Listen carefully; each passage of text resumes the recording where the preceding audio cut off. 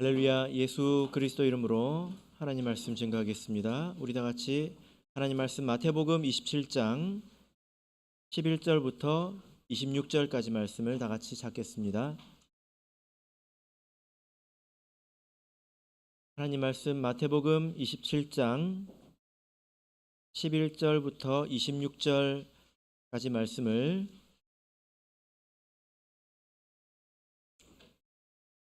18절까지 말씀만 한 절씩 먼저 교독하도록 하겠습니다. 11절부터 18절까지 먼저 교독하겠습니다. 11절. 예수께서 총독 앞에 섰음에 총독이 물어 가로되 내가 유대인의 왕이냐? 예수께서 대답하시되 내 말이 옳도다 하시고,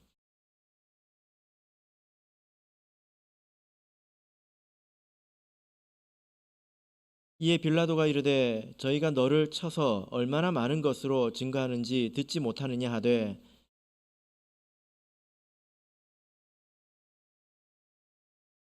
명절을 당하면 총독이 무리의 소원대로 죄수 하나를 놓아주는 전례가 있더니 저희가 모였을 때에 빌라도가 물어 가로되 너희는 내가 누구를 너희에게 놓아주기를 원하느냐? 바라바냐 그리스도라 하는 예수냐 하니, 이는 저가 그들의 시기로 예수를 넘겨준 줄 알미러라. 아멘. 오늘 이 시간은 빌라도가 예수님께 놀란 이유라는 제목으로 말씀을 전하도록 하겠습니다. 예전에 어떤 타 지역에 있는 교회에 영은회를 간 적이 있었습니다. 그때 어떤 한 성도님께서 식사 접대를 해주셨는데요. 제가 이름도 이미 들어본 적이 있고 또 누군지도 이미 알고 있던 분이었지만 직접 만나는 것은 또 처음인 그런 분이었습니다.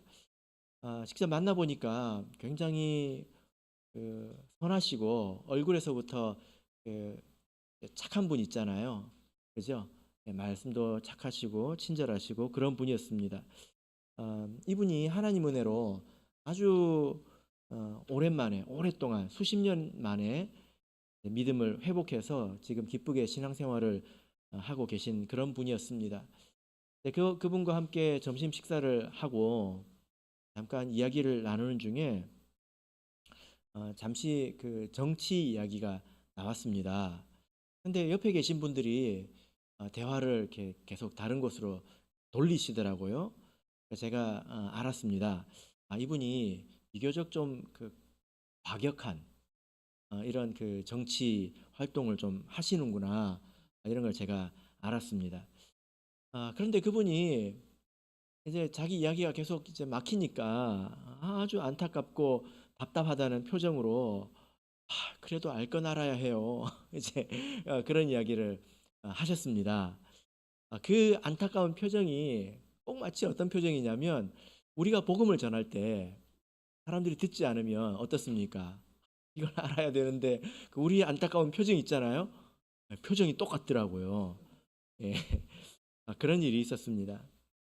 어, 한때 제가 페이스북을 본 적이 있었는데 어떤 성도님께서 글을 올리셨는데요.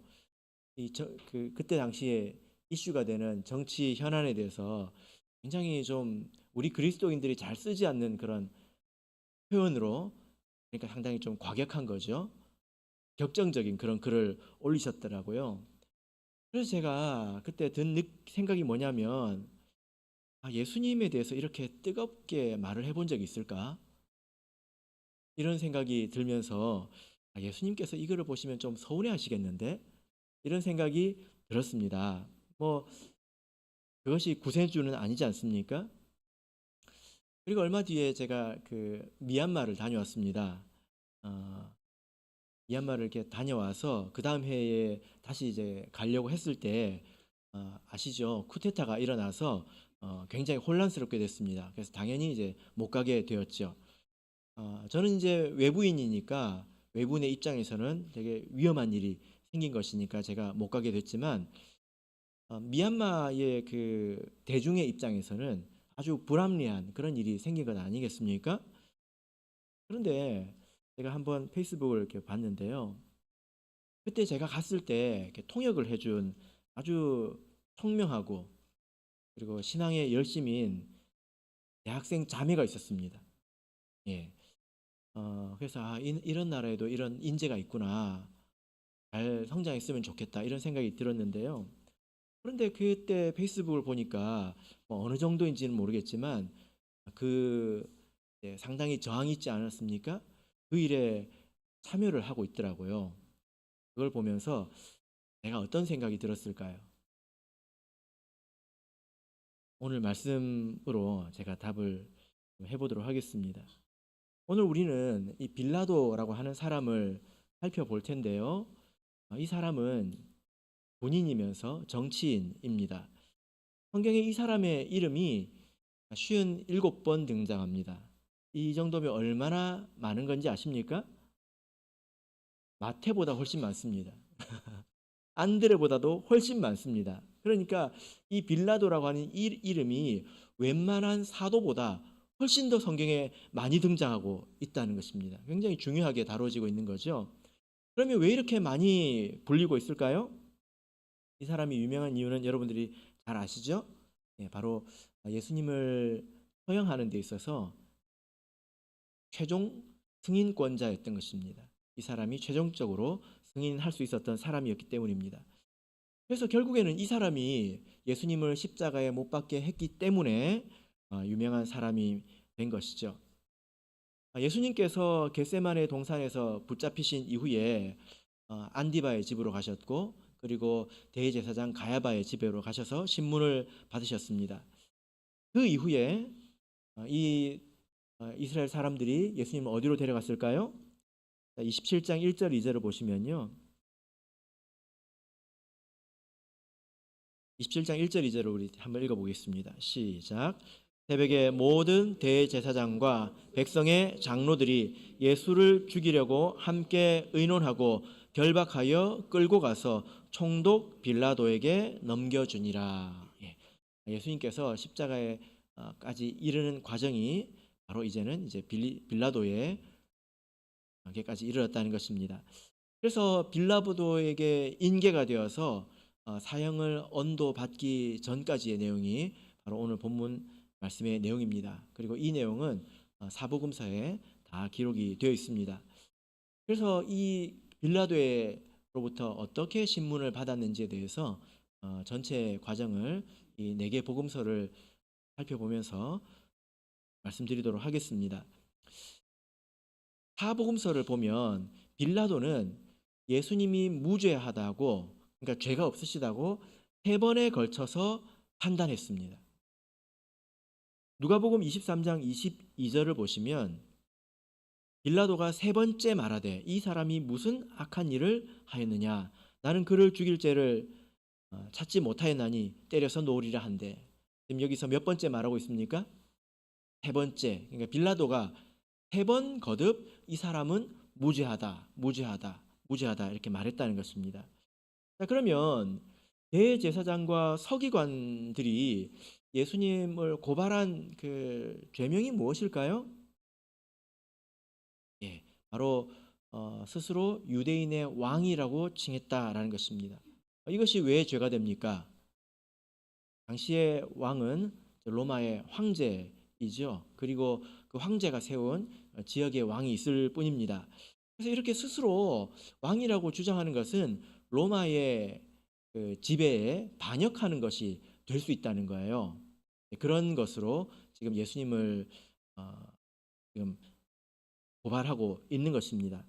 그래서 빌라도가 이런 고소를 받아들이고 나서 제일 먼저 이제 첫 번째로 예수님에 대해서 신문을 합니다.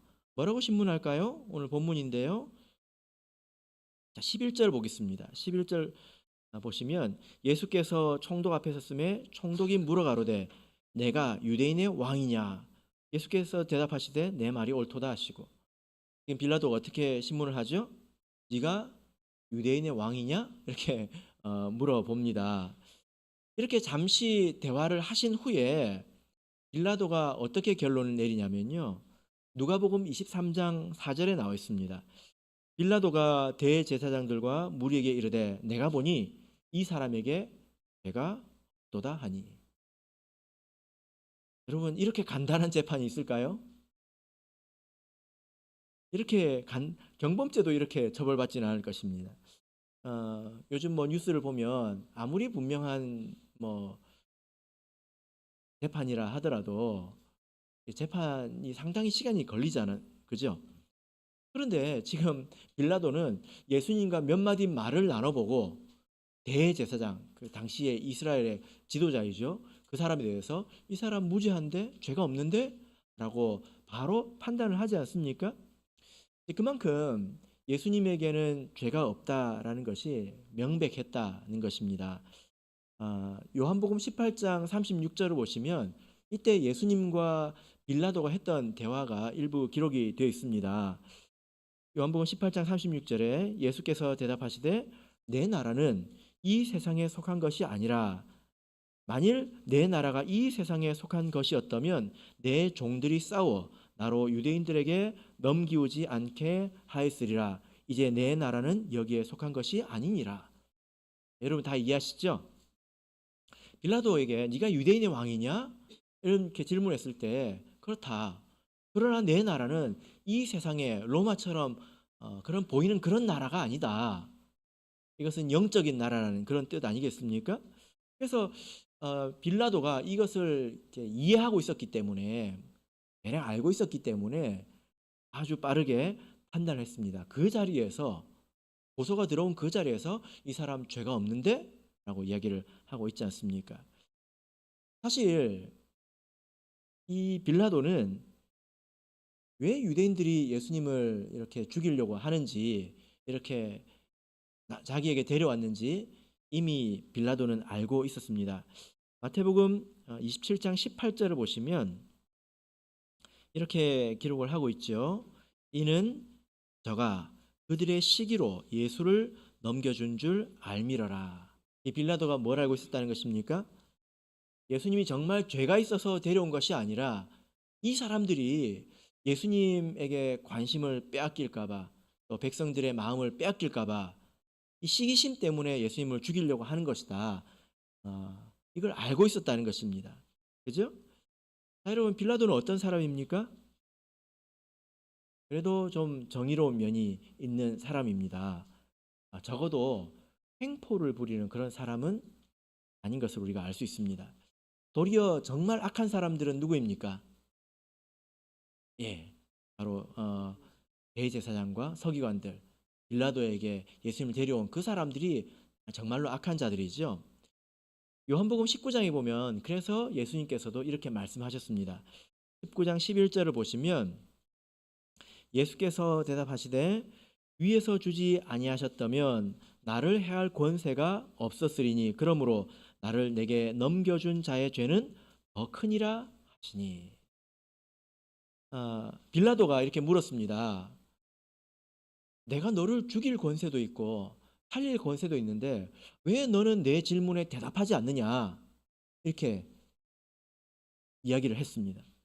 그러니까 예수님께서 네가 나를 죽일 권세가 있는 것이 아니라 위에서 너에게 권세를 준 것이다. 이것은 하나님께서 그에게 그런 권세를 주셨다는 것입니다. 하나님께서 권세를 주셨기 때문에 할 수 있다는 거죠. 그죠? 그러나 예수님을 이렇게 팔아 넘긴 것은, 그리고 이렇게 빌라도 앞까지 데려온 것은 완전히 자의로 한 것이지 않습니까? 그러니까 더 악하다라는 것입니다. 유다나 대제사장이나 서기관들의 죄가 더욱 더 크다는 거죠. 그래서 이후에 빌라도가 이렇게 신문하는 과정을 보면 빌라도가 정말 불쌍할 지경입니다. 왜 그렇습니까? 아니 어쩌다가 내가 이런 데 발령을 받아가지고 이런 상황에 내가 엮이게 되었을까? 내가 이런 난처한 상황을 맞았을까? 내가 다른 데 발령을 받았으면 이런 일은 겪지 않았을 텐데, 이런 생각을 하지 않았을까요? 지금 유대인들이 예수님을 끌고 와서 빌라도를 압박하고 있습니다. 이들이 피지배 민족이지만 예수님을, 빌라도를 압박하고 있는데 어떻게 압박하고 있습니까? 우리 요구를 안 들어주면 너도 힘들어진다. 우리 요구를 안 들어주면 우리가 소란을 일으킬 것이고 밀란을 일으킬 텐데, 그러면 황제가 너도 책망하지 않겠느냐? 이거 서로 다 아는 것이거든요. 서로 좋게 좋게 넘어가는 것입니다. 그러니까 지금 대제사장이나 이런 사람들이 우리 좋게 좋게 갑시다, 이런 말을 아주 정치적으로 이렇게 하고 있는 거죠. 그래서 그래도 이 빌라도는 예수님을 죽게 하지 않으려고 이렇게 애쓰고 있는 것을 볼 수 있는데요. 이런 모습을 보면 안타까울 지경입니다. 그러나 여러분, 그러나 우리가 성경을 전체적으로 보자면, 그리고 이 모든 일들을 전체적으로 보자면 빌라도조차도 결코 좋은 평가를 받을 수는 없습니다. 그리고 성경도 그렇게 말씀을 하고 있습니다. 혹시 여러분은 빌라도는 참 불쌍하다, 이렇게 생각해 보신 적 있으십니까? 오늘 말씀을 보면 빌라도도 상당히 애를 쓰고 있잖아요. 그죠? 사도행전 4장을 보겠습니다. 사도행전 4장 27절입니다.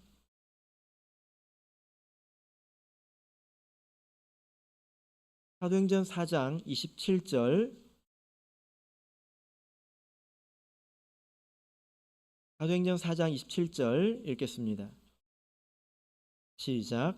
과연 헤롯과 본디오 빌라도는 이방인과 이스라엘 백성과 합동하여 하나님의 기름 부으신 거룩한 종 예수를 거스려 십자가에 못 박았는데요. 여기 보면 한 덩어리가 나오죠. 어떤 것이 한 덩어리입니까? 헤롯과 본디오 빌라도가 이방인과 이스라엘 백성과 합동하여, 그러니까 여기에 지금 네 무리가 뭉쳤습니다. 헤롯이 누구입니까? 이스라엘의 왕이잖아요. 지금은 분봉왕이라고 합니다. 왜 분봉왕이라고 하냐면 로마가 이스라엘을 네 조각으로 나눠서 왕을 네 명을 세웠거든요. 4분의 1을 맡고 있기 때문에 분봉왕이라고 합니다. 헤롯은 분봉왕입니다. 갈릴리 지역을 맡고 있는 분봉왕이죠. 그리고 빌라도는 총독입니다. 그리고 여러 이방인들과, 아마도 여기에는 로마의 군병들이나 용병들이나 이렇게 포함됐을 거예요. 그리고 이스라엘 백성, 이렇게 함께 하나가 되어서 예수님을 거스렸다, 지금 이렇게 말씀하고 있지 않습니까? 그죠? 이 빌라도는 정치인입니다. 최종적으로 예수님을 죽게 한 이는 바로 이 빌라도입니다. 그렇다고 해서 이 빌라도가 대단히 악질적이고 또 악독한 그런 사람은 아니죠. 나름 그래도 괜찮은 면이 있습니다. 그래서 이 사람을 통해서 우리가 이 세상의 정치라든지 이 세상의 훌륭한 사상가라든지 그런 사람들의 한계, 그리고 그들의 본질을 우리가 볼 수 있는 것입니다. 이 첫 번째 신문 이후에 빌라도가 지금 첫 번째, 이 사람 죄가 없는데, 있는 그대로 말을 하고 있지 않습니까? 첫 번째 신문 이후에 빌라도가 한 일이 무엇일까요? 누가복음 23장을 보겠습니다. 누가복음 23장 6절 7절을 보겠습니다.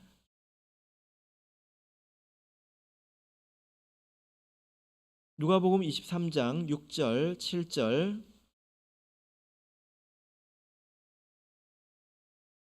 누가복음 23장 6절 7절 읽겠습니다. 시작.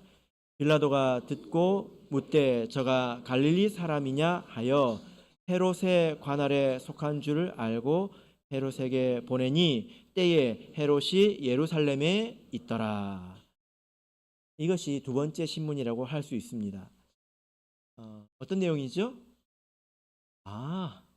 내 관할이 아니었어? 그렇게 반가울 수가 없는 거예요.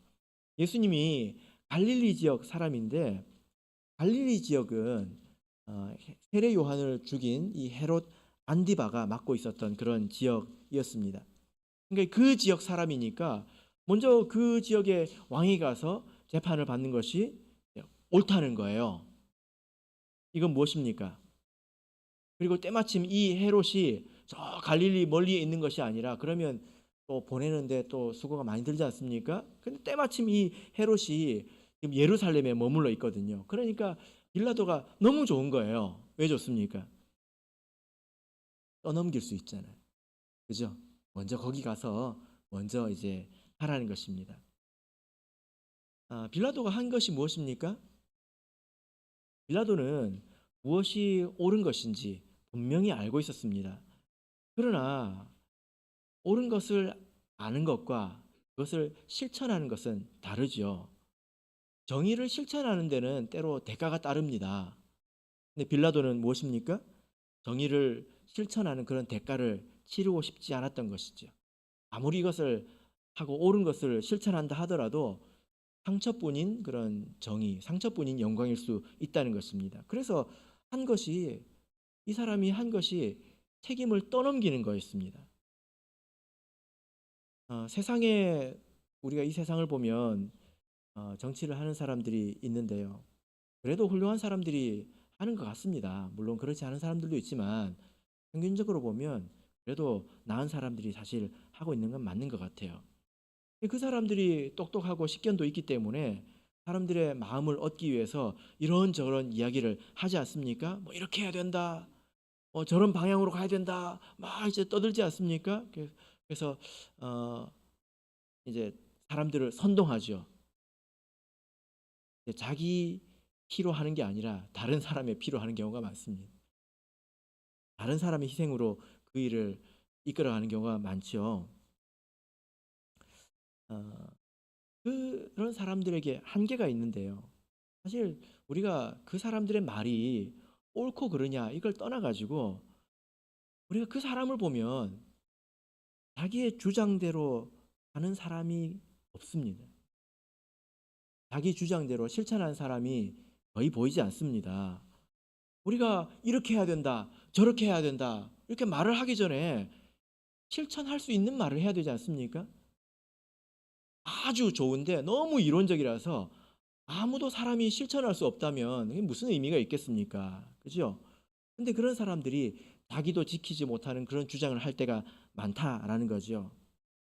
이게 맞습니다. 이쪽으로 가야 합니다. 이렇게 할 수밖에 없습니다. 라고 말을 하지만 뒤에서는 어떻습니까? 그러나 나는 일단 살고 보자. 그래도 내 자식은 좀 편하게 살아야 되지 않겠느냐. 이런 경우가 많다는 것입니다. 빌라도는 정의를 집행하는 사람인데요. 심판의 자리에 있습니다. 그러나 자기가 정의를 지키지 못하고 있습니다. 그죠? 이것이 세상의 한계점이라는 것입니다. 세상이 넘어설 수 없는 한계가 바로 여기 있다는 거죠. 아마도 정직한 사상가나 정치인들은 이런 딜레마를 가지고 있을 것입니다. 자기도 지키기가 어렵다는 것입니다. 이렇게 해서 빌라도가 예수님을 헤롯에게 보냈는데요. 헤롯도 예수님을 희롱할 뿐 빌라도의 입장으로 보자면 아무것도 해결된 것 없이 자기에게로 돌아왔습니다. 그래서 빌라도가 이제 조금 더 노력을 해보는데 이제 백성들과 협상을 시도합니다. 어떻게 하려고 했을까요? 자, 본문으로 돌아가겠습니다. 마태복음 27장 15절을 보겠습니다.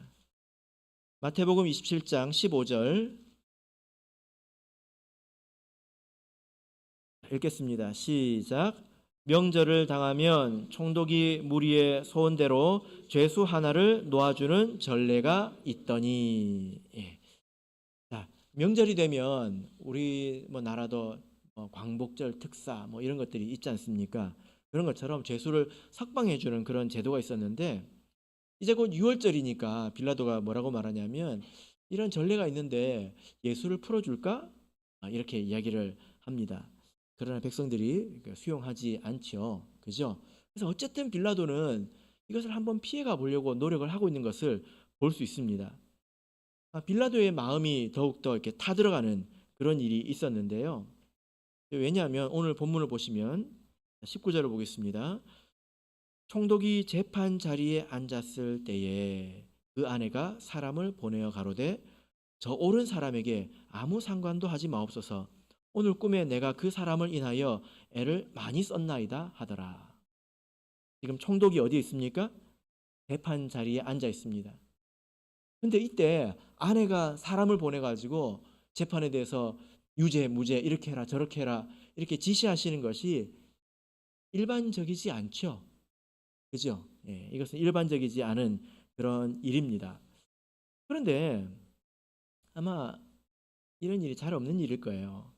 근데 이 아내도, 이 빌라도의 아내도 그 꿈이 굉장히 특별하다는 것, 우리가 뭐 잘은 모르지만 굉장히 특별하다는 것, 이것을 느꼈기 때문에 상당히 불길한 느낌을 받았겠지요. 그래서 이렇게 경우를 벗어난 이런 일까지 한 것입니다.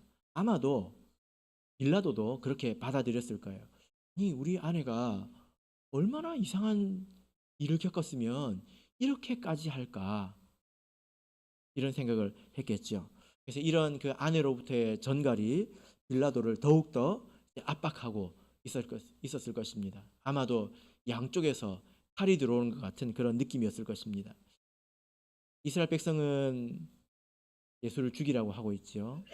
그러나 자기는 그럴 수 없지 않습니까? 근데 이런 와중에 빌라도가 정말 놀란 것이 있습니다. 무엇일까요? 14절을 보겠습니다. 이런 전체 과정 가운데에서 빌라도가 아주 놀란 것이 있습니다. 무엇입니까? 14절 읽겠습니다. 시작. 한마디도 대답지 아니하시니 총독이 심히 기이 여기더라. 예수님께서 한마디도 대답하지 않았습니다. 그런데 이것에 대해서 심히 기이 여겼다, 이렇게 말씀을 하고 있는데, 이 기이 여기다, 이것은 놀라다는 거지 않습니까? 이 빌라도 그걸 보고 놀랬다는 거예요. 아니, 이럴 수가 하면서 놀랬다는 것입니다. 그런데 어느 정도 놀랬단 말이냐? 이 표현은 성경에서 불신자들이 예수님의 이적을 볼 때의 반응입니다. 여러분, 우리 믿는 사람도 기적을 보면 속으로 신기하고 놀랍지 않습니까? 알고 봐도 놀랍잖아요. 그죠? 근데 불신자의 눈에는 예수님의 기적이 얼마나 놀랍게 보이겠습니까? 신기하게 보이겠습니까? 근데 이 빌라도가 예수님께서 아무 일도 안 하시고 아무 말도 안 하셨는데 그렇게 놀랐다는 거예요. 왜 이렇게 놀랐을까요? 그게 뭐 놀라운 일이라고 이렇게 놀랐을까요? 사실 이 모습이, 예수님의 이런 모습이 빌라도의 처세와는 완전히 반대가 되는 그런 모습이기 때문입니다. 빌라도는 정치적으로 아주 지금 곤혹스러운 상태에 있습니다. 거기서 빌라도의 최우선 순위가 무엇입니까? 예수님이 죽지 않는 것이죠. 이것이 정의입니다. 의인이 죽지 않는 것이 옳은 거지 않습니까? 근데 빌라도는 그걸 택하지 않았습니다. 자기가 택할 수 없었다고 여겼어요. 왜 그렇습니까? 자기가 안전해야 된다는, 그죠? 자기가 안전해야 된다는 것입니다. 그래서 차선으로 택한 것이 무엇입니까? 네, 이런 일들이라는 것입니다. 그래서 빌라도는 정의를 택한 것이 아니라 차선을 택했다는 것입니다. 그래서 그가 한 일이 무엇인지를 보자면 24절을 보겠습니다. 24절입니다. 읽겠습니다. 시작. 빌라도가 아무 효염도 없이 도리어 밀란이 나려는 것을 보고 물을 가져다가 무리 앞에서 손을 씻으며 가로되 이 사람의 피에 대하여 나는 무죄하니 너희가 당하라. 아주 유명한 장면이죠. 자, 여러분, 이 빌라도가 지금 손을 씻고 있는 것을 한번 보십시오. 이 빌라도가 지금 미칠 지경인 거예요. 빌라도는 아무런 해도 받고 싶지 않은 것입니다. 잘못도 하고 싶지 않고 이 일에 대해서 책임도 지고 싶지 않고 그런 것입니다.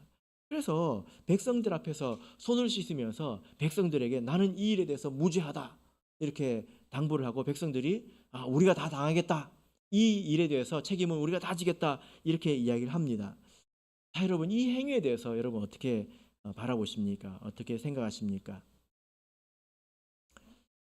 성경을 보면 이런 내용이 나옵니다. 아마도 빌라도가 유대인의 관습을 조금 알고 있었는지 모르겠지만, 혹은 뭐 로마에도 그런 풍습이 있는지 모르겠지만 성경에 손을 씻는 내용이 나옵니다. 시편 26편 6절을 보겠습니다. 시편 26편 6절입니다. 시편 26편 6절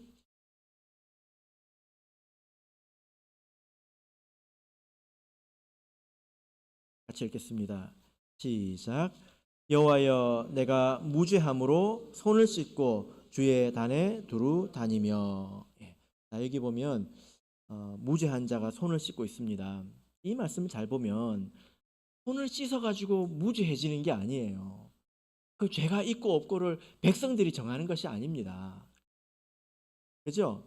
이 말씀을 보면 무죄하기 때문에, 하나님 앞에서 무죄하기 때문에 손을 씻는 것입니다.